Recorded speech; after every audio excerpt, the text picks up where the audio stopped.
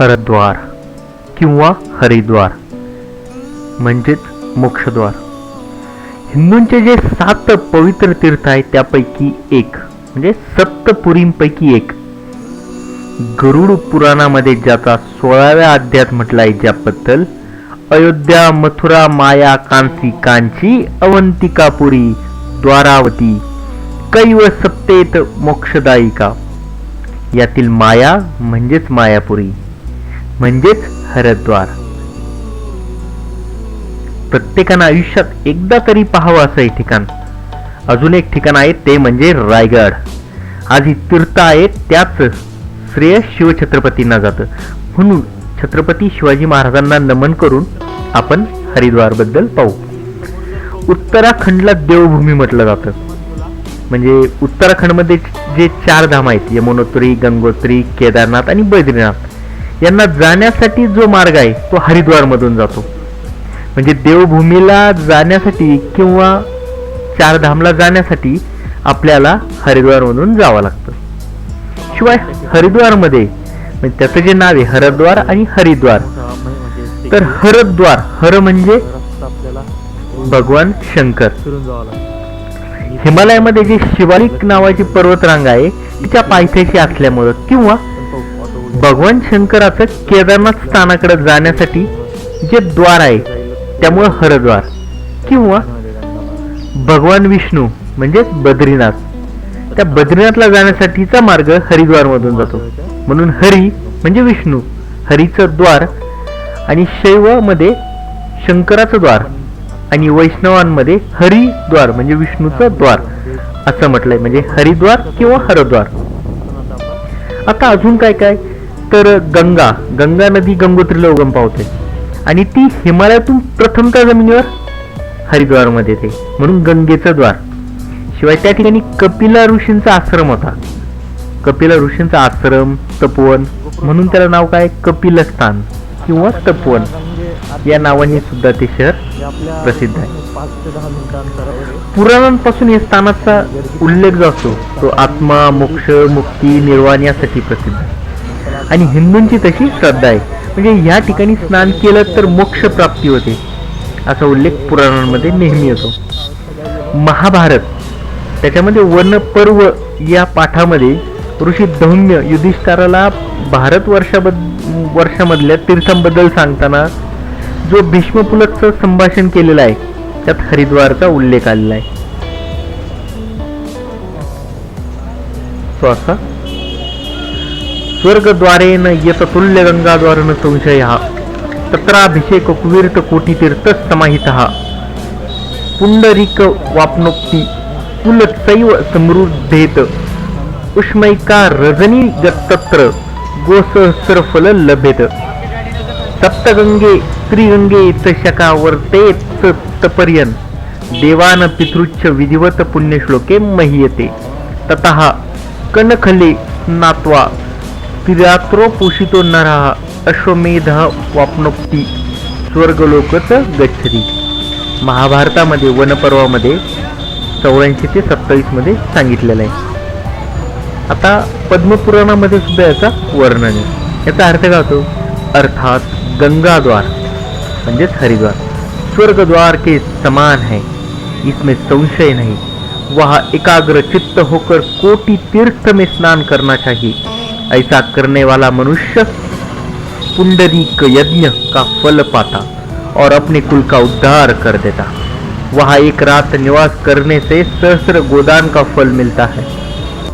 सप्तगंग, त्रिरंग और शक्रावर्त तीर्थ में विधि पूर्वक देवताओं तथा पितरों का तर्पण करने वाला मनुष्य पुण्यलोक में प्रतिष्ठित होता है. तदंतर कनखल में स्नान करने 3 रात उपवास करने वाला मनुष्य अश्वमेध यज्ञ का फल पाता और स्वर्गलोक में जाता. म्हणजे त्या ठिकाणचं जे स्नान आहे किंवा त्याला खूप महत्व आहे. आता हे जे ठिकाण आहे हरिद्वार त्याला सुद्धा खरं महत्व म्हणजे पुराणामध्ये भरपूर म्हणजे उल्लेख आलेला आहे. पण जे महत्व आहे ते राजा भगीरथापासून प्राप्त झालं. म्हणजे सत्ययुगामध्ये सूर्यवंशी राजा सगर नावाचा एक राजा होता म्हणजे प्रभू रामचंद्राचा पूर्वज. आता ज्यावेळेस त्यानं सर्व दैत्यांचा नाश केला त्यावेळेस त्यांनी अश्वमेध यज्ञाचं प्रयोजन केलं. आता अश्वमेध यज्ञ झाल्यानंतर म्हणजे मला पृथ्वीवर कोणी शत्रू नाही यासाठी एक अश्व किंवा आपण पृथ्वीचा अधिपती म्हणून एक अश्व पृथ्वीच्या प्रदक्षिणास पाठवित असतात. आता तो अश्व पूर्ण विना अडथळा किंवा परत जर आला तर मग अधिपती झाला. तर त्यानं यज्ञ केला आणि त्या यज्ञाचं शेवटी तो अश्व त्यांनी पाठवला आणि त्या अश्वाच्या रक्षणासाठी त्या राजा सगरचे 60,000 मुलं जे होते त्यांना त्यांनी ठेवलं.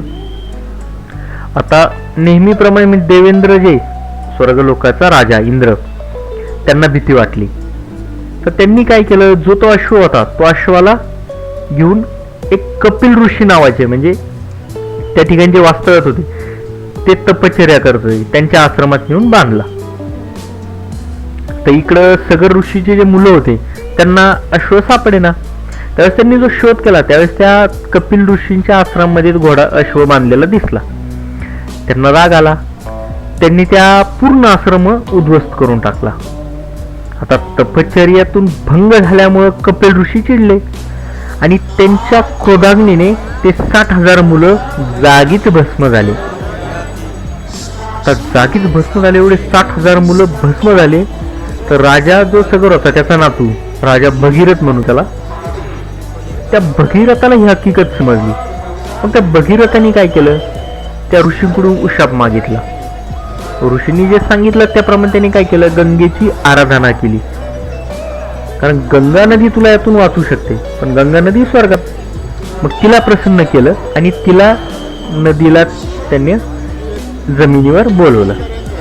आता गंगा प्रसन्न होऊन नदीवर आली, जमिनीवर आली, पण त्या गंगा नदीचा प्रवाह एवढा होता की तिच्यामुळं प्रलय आला असता आणि सगळं काही वाहून गेलं असतं. मग त्यानं काय केलं, पुन्हा शंकराची आराधना केली आणि शंकराला सांगितलं की गंगेचा प्रवाह कमी करायला. तर शंकराने आपल्या जटेने तो प्रवाह कमी केला. आता ज्यावेळेस गंगा नदी ज्या ठिकाणी त्यांचे म्हणजे अस्थि जे आहे भस्म झालेले होते ते ठिकाण माहीत नव्हतं. मग त्यानं गंगेला सांगितलं की ज्या काही अस्थि त्या तू वाहून ने आणि त्यांना मुक्ती दे. त्यावेळेस त्या गंगा नदीनं, ज्याला आज आपण गंगा डेल्टा म्हणतो, पश्चिम बंगालमध्ये 100 किंवा सहस्र भागांमध्ये ती विभागली गेली आणि त्या सगळ्या अस्थि तिनं वाहून नेल्या. त्या भागाला आज गंगासागर म्हणतात किंवा गंगा डेल्टा आणि पुढे ती नदी समुद्राला मिळते. मकर संक्रांतीच्या दिवशी आजही तिथं म्हणजे स्नान करण्यासाठी गर्दी होते. म्हणजे त्याच्या मागे हा एक पौराणिक महात्मा आहे. तर ह्यामुळं गंगा नदीचा उगम झाला किंवा गंगा नदी हरिद्वारमध्ये आली. आता अजून एक जर जुनी नोंद बघितली तर अगस्त्य ऋषींची, म्हणजे महाभारतामध्ये वनपर्व मध्ये जे तीर्थयात्रा पर्व आहे 97 मध्ये, तिथं अगस्त्य ऋषी आपली पत्नी जी विदर्भाची कन्या होती लोपमुद्रा तिच्यासोबत त्यांनी तपश्चर्या केल्याची नोंद आहे. आता अजून जे महत्वाचं जर म्हटलं तर इसवी सन पूर्व 3रं शतक म्हणजे प्रभू येशूंच्या जन्माच्या अगोदर 300 वर्ष तिथं मौर्य घराण्याचं हरिद्वारमध्ये राज्य होतं, म्हणजे त्यांच्या आधिपत्याखाली होतं. नंतर 1ल्या-2ऱ्या शतकामध्ये कुशाण घराणं होतं इसवी सन 1ल्या-2ऱ्यामध्ये आणि इसवी सन 6व्या-7व्या शतकामध्ये तिथं हर्षवर्धन राजा राज्य करत होता. त्यावेळेस एक चिनी प्रवासी ह्युआन स्वांग नावाचा हरिद्वारला आला होता आणि त्यांनी त्या शहराला मोयुलो म्हणजे मायापूर असं म्हटलेलं आहे. त्या कारण मायापूर हे सुद्धा एक त्याचं नाव आहे. त्यानंतरचा उल्लेख जर पाहिला तर 13व्या शतकात जो तैमूरलंगने जी स्वारी केली किंवा उद्ध्वस्त केलं, लूट केली, त्यावेळेस हरिद्वार सुद्धा त्यामध्ये उद्ध्वस्त झालं होतं. असं आहे हरिद्वार. आता या शहराला पाहायला आम्ही निघालो. दिल्लीमध्ये सब्जी मंडी नावाचा जो स्थानक आहे त्याच्या उतरलो आणि उतरून बाहेर आलो. तर दिल्लीमध्ये सगळ्यात वाईट अनुभव म्हणजे असा, रात्रीचं फिरणं खरोखर खूप इन्सेक्युअर आहे. कारण स्थानकामधले किंवा बाहेर उभे असलेले रिक्षावाले, मोकाट फिरणारे लोक, मोस्ट ऑफ द पीपल जे आहेत ते पिलेले आणि गांजाडी. नंतर शेवटी एक ऑटो करून तर आम्ही तिथून काश्मीरी गेट म्हणजे महाराणा प्रताप काश्मीरी गेट तिथं आलो. त्या तिथं त्या बस स्थानकावर म्हणजे स्वच्छता, सुरक्षितता आणि बसचं नियोजन खूप प्रॉपर आहे. म्हणजे जर तुम्ही गेला तर कंटिन्यू म्हणजे हरिद्वारला जाणाऱ्या बसेस तर फ्रिक्वेंटली भेटतात आपल्याला. मग तिथून रात्रीची वेळेस बसलो आणि पहाटे हरिद्वार स्थानकावर पोहोचलो. आता स्थानकावर पोहोचल्यानंतर तिथून एक साधारणतः 3 किलोमीटर अंतरावर मेन जे घाट आहे तो घाट आहे. तर ऑटो करून आम्ही त्या घाटावर गेलो. त्या घाटाचं नाव आहे हरकी पौडी. हरकी पौडी.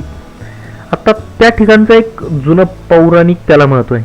म्हणजे ज्यावेळेस देवदानवांनी मिळून अमृत समुद्रमंथन करून अमृत काढलं आणि ते अमृत घेऊन जात असताना गरुडाकडून ते कमंडलू मधले काही थेंब म्हणजे पृथ्वीवर पडले. त्यात काही उज्जैनला, नाशिकला, प्रयागला आणि हरिद्वार म्हणजे जे आत्ताचं मेन ठिकाण ज्या ठिकाणी आम्ही पोहोचलो तिथं पडले. त्यालाच ब्रह्मकुंड म्हणतात. तर ज्या ज्या ठिकाणी हे थेंब पडले त्या ठिकाणी दर 12 वर्षांनी कुंभमेळ्याचं आयोजन असतं. प्रत्येकाचं मुहूर्त वेगळा असतो. तर हरिद्वारमध्ये काय, सूर्य आणि चंद्र जेव्हा मेष राशीमध्ये प्रवेश करतात आणि बृहस्पती जेव्हा कुंभ राशीत जातो त्यावेळेस हा कुंभमेळा होतो. आणि दर 6 वर्षांनी अर्ध कुंभमेळा असतो. म्हणजे असा याचा इतिहास आहे. अजून हे जे हरिद्वारचं ठिकाण आहे म्हणजे भगवान विष्णूचे फुटप्रिंट किंवा आपण त्याला पायाचं निशाण तिथे असं म्हणतात. त्याच्यामुळे पहिली हरी की पौडी असं ते अपभ्रंश होऊन झाला.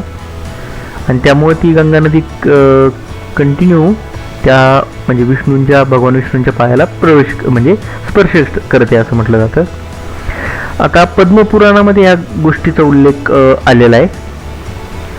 हरिद्वारे यदा याता विष्णू पादोदकी तदा तदैव तीर्थ प्रवर देवनामापि दुर्लभम ततीर्थच नरा स्नात्वा हरिदृष्टा विशेषता प्रदक्षिणये कुवंतीच सैते दुःखा भागिन तीर्थांना प्रवर तीर्थ चतुर्वर्ग प्रदायकम कलो धर्मकर पुसा मोक्षद चार्थद तथा यत्र गंगा महारम्या नित्यवहती निर्मला यत कथानायकम पुण्य हरिद्वारा मुख्य मुत्तम उक्तच शुनंता पुसा फल भवती शाश्वतम अश्वमेधे कृते योगे गो सहस्रे तथैवच.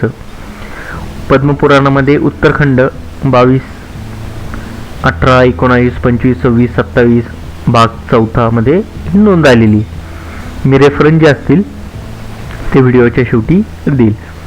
अर्थात भगवान विष्णु के चरणों से प्रकट हुई गंगा जब हरिद्वार में आई तब वह देवताओं के लिए भी दुर्लभ श्रेष्ठ तीर्थ बन गया. जो मनुष्य उस तीर्थ में स्नान तथा विशेष रूप से श्रीहरि के दर्शन करके उनकी परिक्रमा करते हैं वह दुख के भागी नहीं होते. वह समस्त तीर्थों में श्रेष्ठ और धर्म अर्थ काम मोक्ष रूप चारों पुरुषार्थ प्रदान करने वाला है. जहाँ अति रमणीय तथा निर्मल गंगा जी नित्य प्रवाहित होती है उस हरिद्वार के पुण्यदायक उत्तम आख्यान को कहने सुनने वाला पुरुष सहस्रों गोदान तथा अश्वमेध यज्ञ करने के शाश्वत फल को प्राप्त करता है. तसंच म्हणजे हे जे हरिद्वार आहे किंवा आपण हरकी पौडी त्याचबरोबर आजूबाजूला जी पर्वत आहेत ज्या ज्या ठिकाणी गंगेचं म्हणजे आहे किंवा मेन काही ठिकाणं आहेत जी आपण सांगणार आहे नंतर त्याबद्दल सुद्धा उल्लेख आलेला आहे. तसं मत्स्य पुराणामध्ये एक सांगितलंय सर्वत्र सुलभ गंगा त्रिषु स्नानेषु दुर्लभा गंगाद्वारे प्रयागच गंगा सागर संगमे तत्र स्नात्वा दिव यंती ये मुस्तास्ते पुनर्भवा. मत्स्य पुराण मध्ये अध्याय 107 मध्ये श्लोक क्रमांक 54 मध्ये सांगितलं. अर्थात गंगा सर्वत्र तो सुलभ है परंतु गंगा द्वार प्रयाग और गंगा सागर संगम में दुर्लभ माना गया है.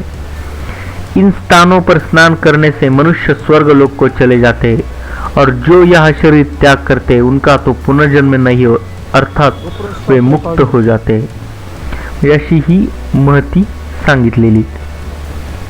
आता आजचा जो हरकी पौडीचा घाट आहे आपण जो ज्याला ब्रह्मकुंड म्हणतो किंवा ज्या गंगेची जिथं मेन ठिकाण आहे त्याची स्थापना किंवा तो जो बांधलाय तो इसवी सन पूर्व 1ल्या शतकामध्ये राजा विक्रमादित्य याने बांधला. त्याच्या भाऊ जो होता भरकरी त्याच्या स्मृतीनिमित्त. आता या घाटाचं विशिष्ट म्हणजे काय, सकाळ संध्याकाळ होणारी गंगेची आरती. म्हणजे पूर्ण जेवढे काही प्रवासी हरिद्वारला येतात किंवा त्यांना ती आरती जी आहे म्हणजे ती मोहित करते. कारण या आरतीच्या वेळेस जे काही आरतीचं स्वर आहे, ते जे साऊंड असेल किंवा म्युझिक आहे त्याच्या बॅकिंगचं किंवा जो आवाज, त्याचबरोबर रंगीबेरंगी जे काही प्रकाश किंवा लाईटिंगचे किंवा लाईट्स इफेक्ट आहे, सगळं काय असं म्हणजे पूर्ण दुःख विसरायला भाग पाडतात. तुम्ही जर आरती ऐकत असाल ना, त्यावेळेस त्या ठिकाणचं वातावरण एकदम असं प्रफुल्लित किंवा मन तल्लीन होऊन जातं. त्याचबरोबर ते पाण्यात जे आपण दिवे सोडतो, ते दिवे असतील किंवा ते पुजारी जे त्यांच्या हातामध्ये त्या दीपमाळ जे असतात त्या, आणि ती फिरवायची त्यांची जी पद्धत आहे ना, एक वेगळी पद्धत आहे. आणि त्याच्यामध्ये जो सिंक्रो आहे त्यांचा फिरवण्यात सगळ्यांचा, खूप भारी वाटतो. त्याचबरोबर फुलं पाण्यामध्ये सोडलेली, म्हणजे पाहून असं मोहून जातं म्हणजे मन. आता जेव्हा तुम्ही हरिद्वारला भेट देताल ना, त्यावेळेस तुम्ही ही आरती नक्की अनुभवा. म्हणजे आरती पाहायची असेल ना, तर ज्या ठिकाणी आरती होती त्याच्या विरुद्ध बाजूला गंगेच्या दुसऱ्या साईडला बसून ती आरती पहा. म्हणजे समोर दृश्य दिसतं. सकाळी 6 किंवा संध्याकाळी 6ला आरती होती, तर 1-1.5 तास अगोदरच जाऊन बसायचं, म्हणजे जवळून ती पाहता येते. कारण महागंगेचे, ह्या गंगा नदीचे भारतावर खूप उपकार आहे. म्हणजे उत्तर भारतामध्ये ती ज्या ज्या ठिकाणी वाटते ते पूर्ण लोक ही या नदीच्या पाण्यावर डिपेंड आहे. आणि एक हिंदू धर्मामध्ये म्हणजे एखाद्या गोष्टीला उत्तरायी व्हाण्यासाठी म्हणजे आपण ती पूजा वगैरे ते करतो. त्याचा हा छोटासा म्हणजे छोट्याशा उपकाराची परतफेड ही होत नाही, पण तो प्रयत्न असतोय. आणि महत्त्वाचं म्हणजे हे जे पाणी ब्रह्मकुंडामध्ये आलेलं, हे एका मुख्य धारेतून वळून आलेलं, त्याच्यामुळे प्रदूषण वगैरे असं काही विचार नाही. आणि असो, त्याच्यामुळं ती भावना आहे, पूर्वजांपासून चालत आलेलं आहे. पूजा करणं एखाद्याला त्याबद्दल म्हणजे त्याने आपल्यासाठी जे केलं आहे त्याच्याबद्दल ते एक परतफेड सारखं म्हणू शकतो आपण त्याला. तर त्यामुळं त्या मुख्य धार जी आहे ती नील पर्वताजवळ आहे, तिथून ही कृत्रिमरित्या आर्टिफिशियली बनवून केलेली आहे. तर ही गंगेची आरती नक्की अनुभवा. आता ही जी गंगेची आरती ती अनुभवल्यानंतर म्हणजे आजूबाजूला तिथंच एक जवळ समोर म्हणजे गंगा नदीमध्येच एक गंगेचा पुतळा आहे. ती पण मूर्ती खूप सुंदर दिसते. त्याचबरोबर एक टॉवर पण आहे, घंटा वगैरे त्याला लावलेली. आणि त्या गंगेच्या मागच्या बाजूला नदीच्या दुसऱ्या साईडला भगवान शंकराची एकदम उंच मूर्ती, म्हणजे ती सुद्धा लवकर असं लक्ष वेधून घेतं. अजूनही भरपूर ठिकाणं पाहण्यासारखी आहे. म्हणजे आमच्याकडं टाईम नसल्यामुळं आणि थोडंसं नियोजन नसल्यामुळं आम्ही तिथून ऋषिकेशला गेलो. आता ज्यावेळेस तुम्हाला म्हणजे दर 2 दिवस थांबणार असाल, कारण हरिद्वारमध्ये पाहण्यासारखे मंदिरं खूप आहे. त्यातलं एक महत्त्वाचं मंदिर म्हणजे चंडी देवीचं मंदिर. तिथं असलेला जो नील पर्वत आहे, त्या नील पर्वतावर वसलेलं गंगेच्या किनारीच म्हणता येईल, ज्याचं स्कंद पुराणामध्ये वर्णन आलं. म्हणजे शुंभ आणि शुंभ नावाचे जे दैत्य होते, तर त्या दैत्यात जे सेनापती होते चंड आणि मुंड, त्यांना देवीने इथं वध केला होता त्यांचा. आणि ही जी देवीची मूर्ती ती आदी शंकराचार्यांनी 8व्या शतकात बसवलेली किंवा स्थापन केलेली. त्या पण मंदिराला तुम्ही भेट देऊ शकता. तसंच जवळ एक मनसा देवी मंदिर आहे, म्हणजे बिल्व पर्वतावर असले म्हणजे मंदिर आहे ते जवळचे. मनसा म्हणजे मनातल्या इच्छा पूर्ण करणारी देवी. कश्यप ऋषी जे होते त्यांच्या मनातून अंतर्मनातून साकारलेली ती देवी. देवीची जी मूर्ती 3 मुख 2 मूर्ती आहे, एकीला 3 मुख आणि 5 हात आहे, दुसरीला 8 हाताची मूर्ती. तुम्ही तिथं जाताना ट्रेकिंग करून किंवा रोपवेने जाऊ शकता. त्याचबरोबर एक तिथं कणखल जवळ एक दक्षेश्वर महादेव आहे, त्याचा पण इतिहास खूप छान आहे. म्हणजे दक्ष प्रजापती नावाचा जो राजा होता त्याने यज्ञ केला, आणि भगवान शंकराची पत्नी सती तिचे वडील. आता ज्यावेळेस राजाने यज्ञ केला त्यावेळेस त्याने सर्व देवांना आमंत्रण दिलं, फक्त भगवान शंकरांनी दिलेलं नव्हतं. ते सतीला समजलं. मग त्यावेळेस तिने काय केलं, स्वतः तिथं आली आणि त्या यज्ञामध्ये म्हणजे ज्यावेळेस तिचा अपमान केला दक्ष राजाने म्हणजे वडिलांनी, तर तिने त्या यज्ञामध्ये उडी घेतली. आता ही बातमी मग भगवान शंकराला समजली. मग त्यावेळेस त्यांनी वीरभद्र आणि भद्रकाली या दोघांना पाठवलं. म्हणजे ते भगवान शंकरांच्या क्रोधातून तयार झाले होते. तर वीरभद्राने राजा दक्षावर वार केला. तर भगवान विष्णू मध्ये येऊ नये किंवा भगवान विष्णूला रोखण्यासाठी भद्रकालीला पाठवलं, कारण विष्णू स्त्रीवर अस्त्र किंवा शस्त्र चालवणार नाही म्हणून. तर वीरभद्राने तो जो दक्ष राजा आहे त्याचं मुंडकं उडवलं. त्यावेळेस मग त्या दक्ष राजाच्या पत्नीने भगवान शंकराचं पुढं सांगितलं यांना परत जीवनदान द्या. मग त्यांनी जीवनदान दिलं. पण ज्यावेळेस त्यांचा मुंडकं जे म्हणजे मुख ते कशाचं, कारण ते तर पूर्ण छिन्नविछिन्न झालं होतं. मग त्यावेळेस तिथं जी एक त्यांना जो प्राणी भेटला ती म्हणजे शेळी. मग शेळीचं मुख आणून त्यांनी बसवलं. नंतर भगवान शंकराने सतीला त्या जाळातून काढलं होतं, म्हणजे त्याच्या अगोदरच. आणि त्यावेळेस ते पूर्ण पृथ्वीवर फिरत होते, पूर्ण प्रकोप झाला होता. मग त्यावेळेस तिच्या म्हणजे सतीच्या अंगाचे तुकडे असतील किंवा मग तिचे काही दागिने जिथं पडले तिथं शक्तिपीठं तयार झाली. मग ते जे शक्तिपीठ असंच एक शक्तिपीठ आहे. तर त्याच ठिकाणी त्याला म्हणतात मायादेवी, म्हणजेच जी आपली हरिद्वार आहे त्याची एक आदिशक्ती किंवा एक शक्तिपीठ. साधारणतः 11व्या शतकामध्ये मंदिर बांधलं. इथं सतीच्या शरीराचं नाभी आणि काही हृदयाचा पडला होता. तर त्यामुळं ह्या ठिकाणाला सुद्धा भेट द्या, कारण ते एक चांगलं ठिकाण आहे. आता ही जी घटना आहे तिची नोंद लिंगपुराणमध्ये आलेली आहे, म्हणजे ते यज्ञ वगैरेचं. त्याचं यज्ञ वाटस्तत्ता तस्य गंगाद्वारा समीपता तद्देशे शैव विख्यात शुभम कनकल बीजा. अर्थात सुत जी कहते हैं, हे बीजो गंगाद्वार के समीप कनखल नामक शुभ तथा विख्यात स्थान है. उसी स्थान में दक्ष की यज्ञशाला थी. लिंग महापुराणमध्ये पूर्व भाग 100 आणि पेज नंबर 530 वर ही नोंद आलेली आहे. ते सुद्धा पाहण्यासाठी. म्हणजे अजून जे आपण नील पर्वत, बिल्व पर्वत त्यांचं जे सांगितलं त्याची नोंद आलेली महाभारतामध्ये आलेली आहे. पद्मपुराणमध्ये सुद्धा आहे. ते अशी गंगाद्वारे कुशावर्ते बिल्वके नील पर्वते तथा कणखले स्नात्वा धूतपात्मा दिव्य वज्रेत. अर्थात गंगाद्वार, कुशावर्त, बिल्व तीर्थ, नील पर्वत तथा कनखल में स्नान करके पापरहित हुआ मनुष्य स्वर्गलोक जाता है. याची त्याची महती सांगितलेली. आता हे झाल्यानंतर अजून एक महत्त्वाचं ठाण म्हणजे सप्तसरोवर. सप्तऋषी आश्रम म्हणतात त्याला. ते 7 ऋषी कश्यप, वशिष्ठ, अत्री, विश्वामित्र, जमदग्नी, भारद्वाज आणि गौतम ऋषी यांनी या ठिकाणी तपश्चर्या करत, आणि त्यांना त्यात आपल्यामुळे बाधा नको म्हणून गंगा नदीनं स्वतःला 7 प्रवाहात विभागून घेतलं. आणि ती जागा किंवा तो आश्रम आजही इथेच आहे. अशी ठिकाणाला तुम्ही भेट देऊ शकता. नंतर आम्ही म्हणजे हरिद्वार झाल्यानंतर ऋषिकेशला गेलो. तिथून जवळ 24-25 किलोमीटर अंतरावर आहे ऋषिकेश. म्हणजे असं काही फारसं महत्त्व नाही त्या जागेला.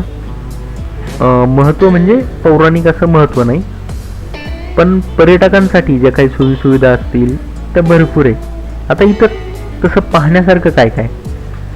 आता जुनं जर बघितलं पुराणामध्ये भगवान विष्णूने इथं मधु नावाच्या दैत्याचा वध केलेला आहे, एक आहे. आणि दुसरी प्रसिद्ध म्हणजे लक्ष्मण झुला. रात्रीच्या वेळेस जर तुम्ही या झुल्यावर गेले तर तिथलची जी रोषणाई असते खूप सुंदर आणि बघण्यासारखं. म्हणजे ऋषिकेशला जायचं असेल तर संध्याकाळीच जा आणि त्या झुल्यावर जा. कारण त्याचं पौराणिक महत्त्व असं की रामचंद्रांचे जे बंधू होते लक्ष्मण, त्यांनी गंगा नदी इथून पार केली होती. त्यावेळेस ज्यूटचा पूल होता. आता हा सस्पेन्शनचा पूल आहे. जे गंगेच्या मधोमध जे सस्पेन्शन आहे तिथं जाऊन अनुभवा. म्हणजे गंगेच्या पाण्याचा प्रवाह, ते पात्र केवढं आहे, खूप सुंदर असा म्हणजे तो नजारा आपल्याला तिथं पाहायला भेटतो. तसं एक नवीन आत्ता बांधलेला एक रामझुला पण आहे, त्रिवेणी संगम आहे.